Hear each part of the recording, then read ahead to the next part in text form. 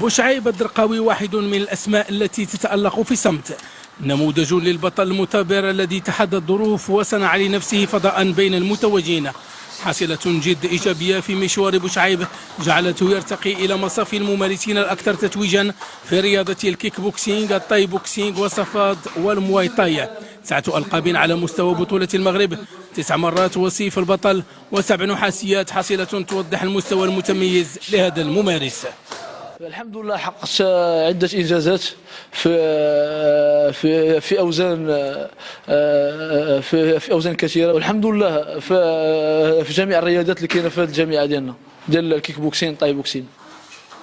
9 ألقاب على مستوى البطولة الوطنية في مختلف الأوزان ومختلف رياضات فنون الحرب، إنجاز يشرف ناديه الذي يعتبره واحدا من الرموز التي كتبت اسمها من ذهب ونافست بقوة من أجل اعتلاء منصة التتويج. بالنسبة لبوشعيب الدرقاوي وهو بطل من الأبطال ديال الجمعية، وصراحة بالنسبة لبوشعيب هو الآن هو اللي كيحتل الصف الأول بالنسبة للجمعية ديالي، يعني حرز على يعني طلع البوديوم 24 مرة، حصل 9 المرات ميدالية ذهبية و7 المرات ميدالية فضية والباقي ميدالية نحاسية. وكنظن ونعطيك اكثر من 90% بانه الا تعطاتو فرصه بانه يشارك ويحمل القميص الوطني انه غادي يفرح الجميع ان شاء الله ويفرح البلاد.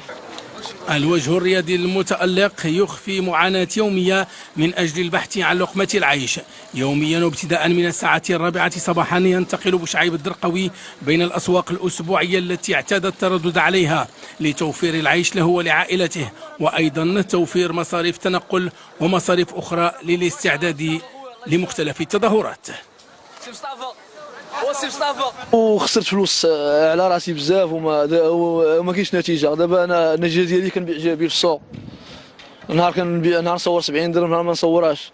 والديا كبروا، هذاك الفلوس انا نخسر عليهم خسرتها في الرياضه. كنمشي يوميا من الدروه انا والدروه، كنمشي للدروه الكاسه كنتريني ايامات البطوله، يوميا كنتسلف وكنتكلف، مشاو يسولوا عليا. لك المهم هذا هو هذه حالة بطل المغرب. بغيت غير فرصة نلعب في المنتخب ما مشيتش. بوشعيب الدرقاوي تحدى كل الظروف من أجل مواصلة التألق، استعدادات مكثفة وبحث مستمر عن الألقاب، طموحه أن يحمل القميص الوطني ليدافع بكل استماتة عن سمعة المغرب في رياضة فنون الحرب.